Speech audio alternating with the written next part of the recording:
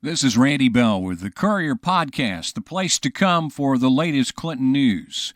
An internet provider may claim it offers high-speed service, but if customers' devices are constantly buffering, the city of Clinton wants to hear about it.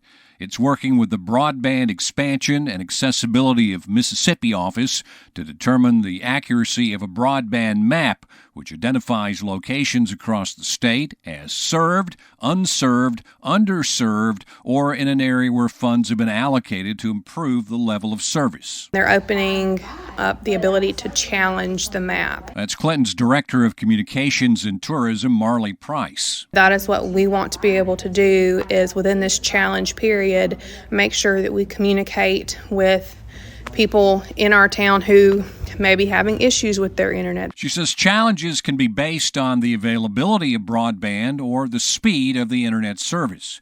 Price says a key question is, even if you're served, are you being served properly? The answer may be as simple as a speed test. The city will be recruiting local residents to log on to a website, broadbandms.com, and look for the red button labeled Test Your Internet. But the speed tests will need to be coordinated. The state office, known as BEAM, says a minimum of 6 households within a census block will have to run 3 separate tests over several days at different times of day. While the central core of Clinton has access to broadband, some parts of the city don't, especially in the northernmost areas where internet providers don't consider it as lucrative to offer service because housing is not as dense. A map which accurately depicts the level of internet service is crucial in securing federal broadband expansion funding. And I think that they are really trying to keep these companies accountable for not only providing service, but providing good service. And that's the next step for BEAM, is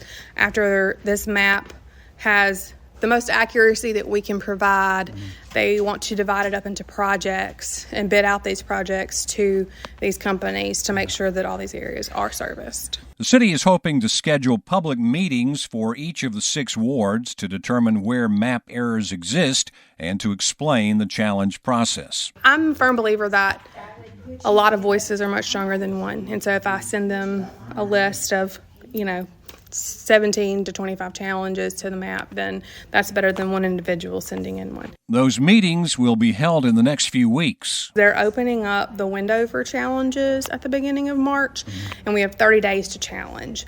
I'm Randy Bell.